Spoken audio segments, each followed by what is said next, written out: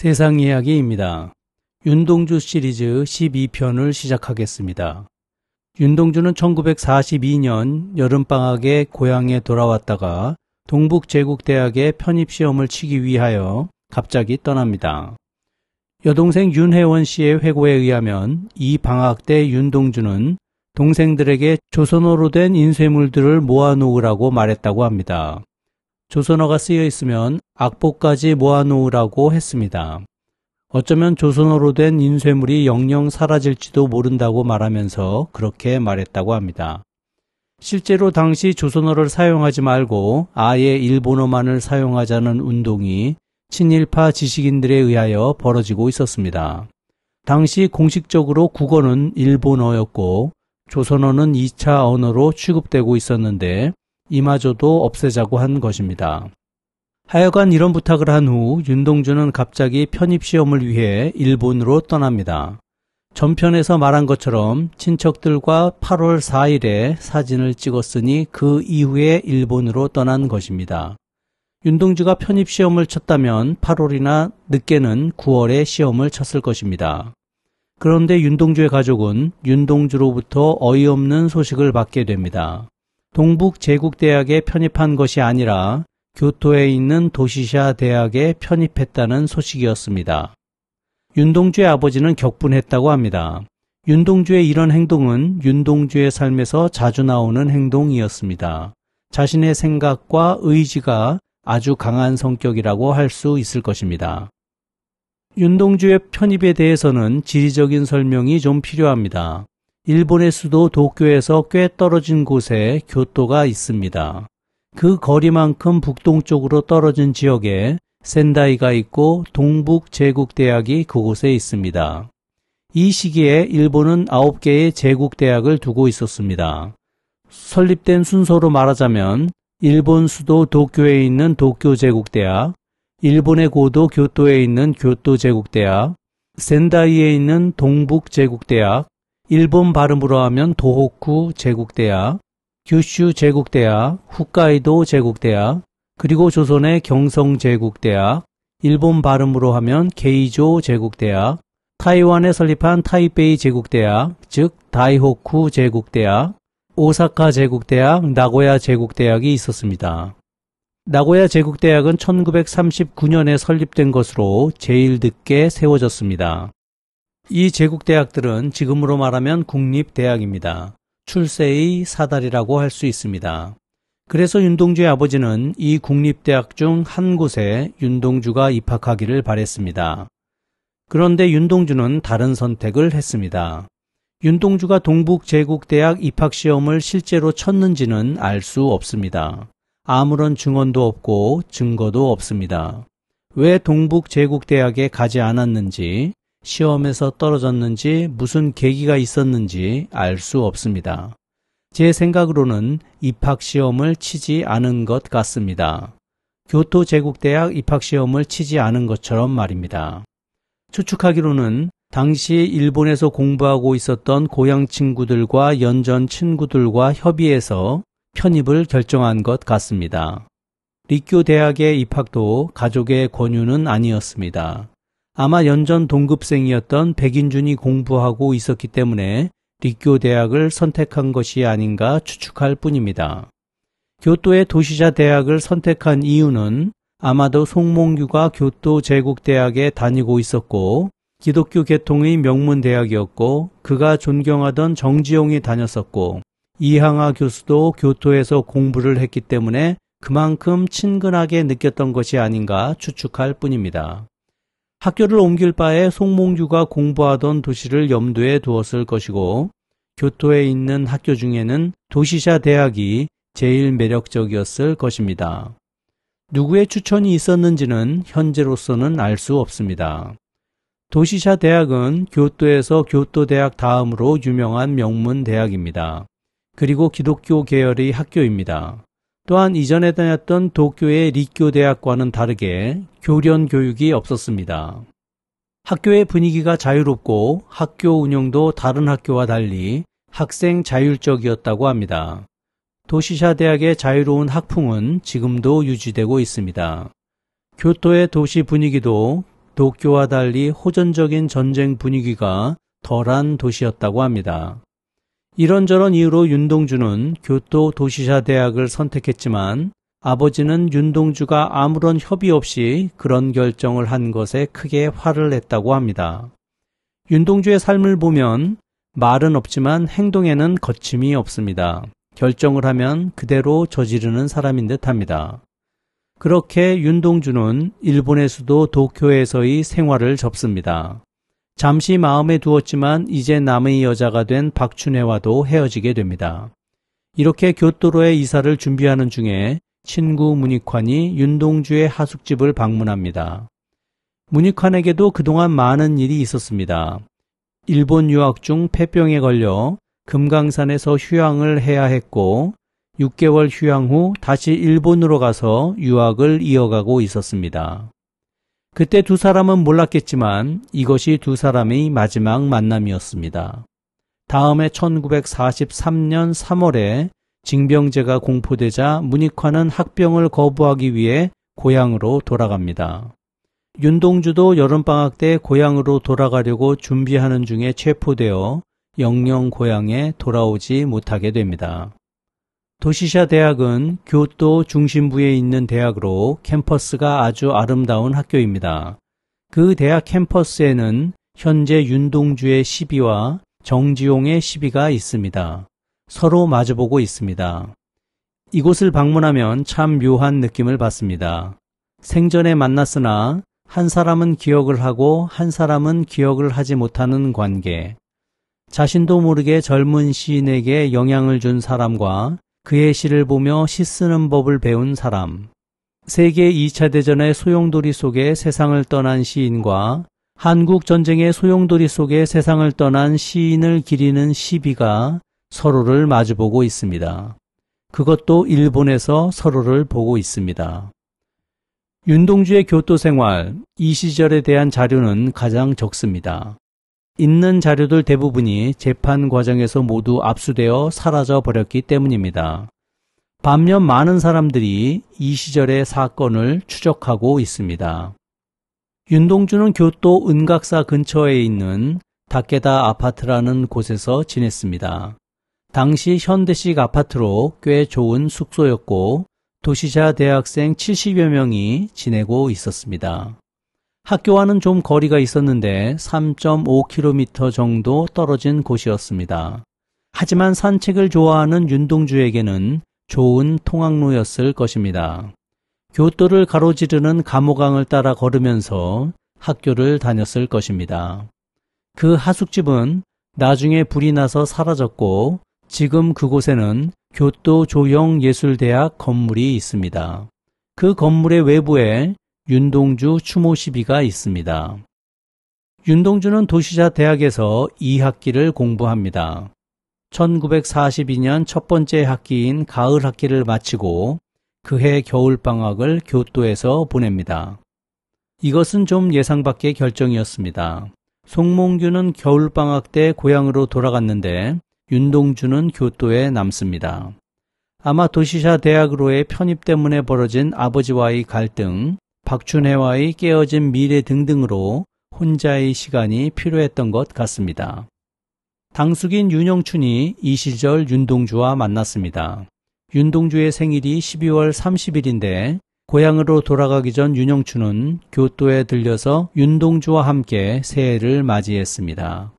여기저기 돌아다니며 즐거운 시간을 보냈는데 늦은 밤까지 책을 읽고 글을 쓰느라고 창백해진 윤동주의 건강이 염려되었다고 합니다. 윤동주가 교토에서 가을 학기를 보내고 있을 때 조선에서는 조선어학회 사건이 벌어집니다. 한마디로 조선어학회가 민족주의자 단체라는 거짓 자백을 만들어 조선어 교육을 뿌리 뽑으려고 한 것이었습니다. 당시 조선어학회는 사전을 편찬하고 있었습니다. 이 사건으로 사전은 편찬되지 못했고 한글 학자들은 모진 고문을 당하고 수용 생활을 하게 됩니다.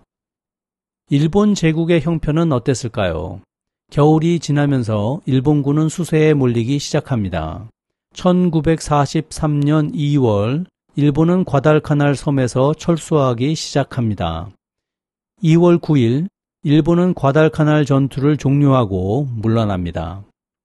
일본은 이 과달카날 전투에서 끔찍한 상황에 몰렸습니다. 보급은 제대로 되지 않았고 병사들은 굶어 죽었으며 일부는 인육을 먹는 행위까지 벌였습니다. 또한 기관총이 난사되는 앞을 무작정 돌격하는 일명 반자이 돌격을 시도하는 등 비이성적인 작전을 벌이기도 했습니다. 그 이후부터는 미군에게 쫓기는 신세가 됩니다. 3월이 되자 상황은 더욱 나빠집니다. 이전까지 일본은 식민지 조선인들을 징병하지 않았습니다. 조선 출신 병사들이 자신들에게 총뿌리를 돌리지 않을까 하는 의심을 하며 조선인들을 믿지 않았기 때문입니다. 그러나 이제 그런 것을 가릴 상황이 아니었습니다. 3월 징병제가 공포되고 8월 1일부터 실시하게 됩니다. 4월 18일 일본 연합함대 사령관인 야마모토 이소로쿠가 솔로몬 상공에서 미 공군에 의하여 피격됩니다. 그는 일본 해군의 최고 사령관으로 진주만 공습을 지휘한 일본의 영웅이었습니다. 그런 그가 미 공군에 의하여 사망한 것입니다. 일본은 야마모토의 죽음을 2달간 숨깁니다. 그러나 더 이상 숨길 수 없어서 6월 5일 야마모토의 장례식을 국장으로 치릅니다. 그리고 신문에서도 처음으로 현재 전선 중 일부에서 차질이 발생하고 있다는 보도가 등장합니다. 패전하고 돌아온 부상병들이 너무 많아 전황에 대한 보안을 더 이상 지킬 수 없었던 것입니다. 이런 상황은 예상되었던 일입니다. 소문으로만 듣던 전쟁의 실제 상황이 사실로 확인되기 시작한 것입니다. 일본이 태평양 전쟁을 시작할 때부터 미국과의 전쟁은 무리이며 장기전으로 갈 경우 큰 문제가 생긴다는 의견이 대세였습니다. 그러나 호전적인 군부는 미국을 공격하면 미국이 협상을 해올 것이라는 생각으로 선제 공격을 감행한 것입니다. 만약 미국이 협상을 해오지 않았을 경우 일본 군부는 어떠한 해결책을 가지고 있었을까요? 이 질문이 회의에서 제기되었을 때 일본 군부는 아무런 대답을 하지 않았다고 합니다. 대책이 없었던 것입니다. 전황이 불리해지는 상황 속에서 일본 사회는 점점 더 폐쇄적으로 변하고 있었습니다. 일본에서 유학을 하던 조선 학생들은 유학을 계속해야 할지 일단 조선으로 돌아가야 할지 고민에 빠졌습니다. 일부 양심적인 일본 교수들은 조선인 학생들에게 귀국을 권유했다고 합니다. 일단 징병을 피할 방법을 찾아보라는 것이었습니다. 그러나 모든 교수들이 그런 것은 아니었습니다. 화면에서 보시는 사진은 윤동주의 마지막 모습입니다. 1943년 초여름에 또는 5월이나 6월에 찍힌 것으로 추정되는 사진입니다. 이 사진은 여름방학 때 고향으로 돌아가는 윤동주를 위한 송별회에서 찍은 사진입니다. 교토에 있는 우지강의 아마가세 구름다리 위에서 도시샤 대학 친구들과 함께 찍은 것입니다. 이 사진 속 인물 중 한 명인 기타지마 마리코가 보관하고 있다가 1994년에 발견된 사진입니다. 이 사진 속의 또 다른 여학생은 모리타 하루입니다. 두 사람 모두 윤동주를 기억하고 있었습니다.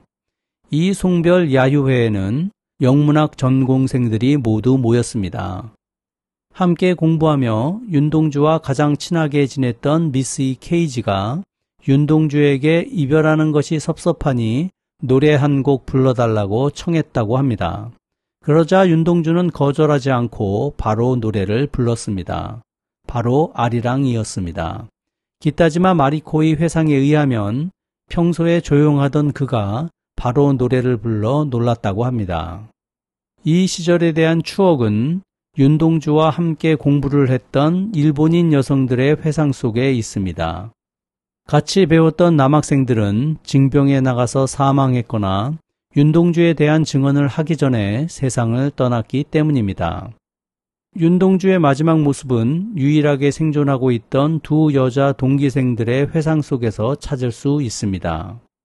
윤동주는 리쿄 대학 때와 같이 영문학을 전공했습니다. 사진에 찍힌 학생들은 한 명을 제외하고는 같은 학년인 1학년 동기생들입니다. 앞열 왼쪽에서 두 번째에 있는 사람이 윤동주이고 뒷열 오른쪽에서 두 번째에 있는 사람이 윤동주와 가장 친했던 미스이 케이지입니다. 사진 속의 두 여성은 윤동주 바로 옆에 있는 여성이 모리타 하루이고 그 옆에 여성이 사진을 보관하고 있던 기타지마 마리코입니다. 윤동주는 영문학 전공이면서 프랑스어를 공부했다고 합니다. 조선에 있을 때부터 프랑스어를 공부했습니다. 아마 프랑스 시인을 좋아했기 때문인 듯합니다. 영문학 전공 학생 중 프랑스어 수업을 듣는 사람은 윤동주와 모리타, 기타지마 뿐이었습니다. 윤동주는 수업 전에 같은 전공의 두 여학생이 얘기하는 것을 미소를 지으며 듣고 있는 편이었고 수업 예습을 철저히 해오는 학생이었다고 합니다. 그런 인연으로 두 여학생도 윤동주의 송별 야유회에 참석하게 되었고 윤동주의 노래를 직접 들었으며 이 귀한 사진을 우리에게 전해줄 수 있었습니다. 참 기막힌 인연들입니다. 하지만 그들에게 이런 좋은 사건만 있었던 것은 아닙니다. 학생들이 여름방학 전에 한 교수의 집에 모여 차를 마시고 있었는데 교수가 갑자기 이 방에 적국 사람이 있다. 일본에 반하는 행위를 하고 있다. 빨리 돌아가는 것이 좋다는 발언을 했습니다. 학생들은 이 말이 누구를 지칭하는 것인지 모두 알고 있었고 윤동주는 저는 그런 일은 하지 않습니다 라고 말하며 강하게 반발했다고 합니다. 분위기는 어색해졌고 모임도 곧 끝났습니다. 학생들도 그랬지만 윤동주도 이 말에 큰 상처를 받았다고 합니다. 그만큼 당시 일본의 상황은 비정상적이었습니다. 전쟁에서 수세에 몰리고 있다는 것은 웬만큼 공부를 한 사람이면 모두 눈치를 챌 만한 상황이었고 이후 상황을 반전시킬 계기가 없다는 것을 대충 짐작하고 있었을 것입니다. 다만 인정하고 싶지 않았겠죠. 여름방학이 다가오는 그때 당시 젊은이들은 그들의 만남이 마지막일지도 모른다는 생각을 했을 것입니다. 일본 학생들은 일본 학생들대로 이제 전쟁에 끌려 나갈 것이라는 것을 알았고 8월이면 조선인에게도 징병제가 실시되니 윤동주를 포함한 조선인 유학생들에게도 전쟁 참전이 코앞으로 다가왔던 것입니다. 윤동주는 이미 귀향을 결심했고 짐들을 수화물로 먼저 고향으로 부칩니다. 윤동주의 가족은 귀향 여비를 보내고 윤동주를 초조하게 기다립니다.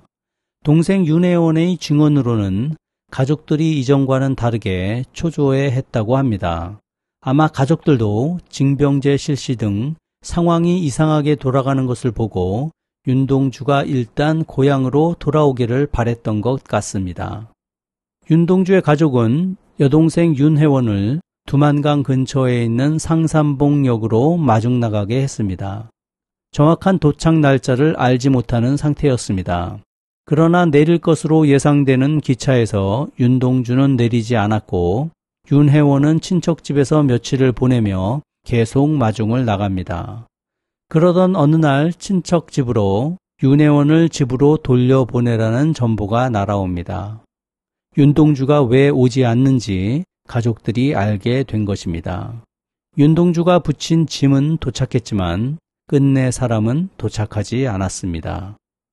아버지의 충격은 대단했습니다. 그동안 여러 직업을 전전하면서 신앙생활을 멀리하며 교회에 나가지 않다가 갑자기 교회에 다시 나가기 시작했다고 합니다. 7월 10일 송몽규가 먼저 체포되었습니다. 그리고 나흘 후인 7월 14일 윤동주도 하숙집에서 체포됩니다. 두 사람이 체포되었을 때인 7월, 유럽에서는 연합군이 이탈리아 시칠리아에 상륙합니다. 그리고 8월 징병제가 실시되고 9월에는 동맹국 중 하나인 이탈리아가 항복합니다. 10월에는 한인 학생 징병유예가 폐지되면서 대학생들도 전쟁에 끌려나가기 시작합니다. 윤동주와 송몽규는 1943년 내내 조사를 받았고 다음 해인 1944년 3월 말과 4월 초에 유죄 선고를 받습니다. 죄명은 독립운동. 두 사람 모두 2년 징역형을 받습니다. 그들이 받은 징역 2년은 조선어학회 사건 때 주모자들에게 선고된 형량과 비슷한 수준이었습니다. 다음 편에서는 구체적으로 무슨 일 때문에 유죄 선고를 받았는지 살펴보겠습니다. 다음 편에서 뵙겠습니다.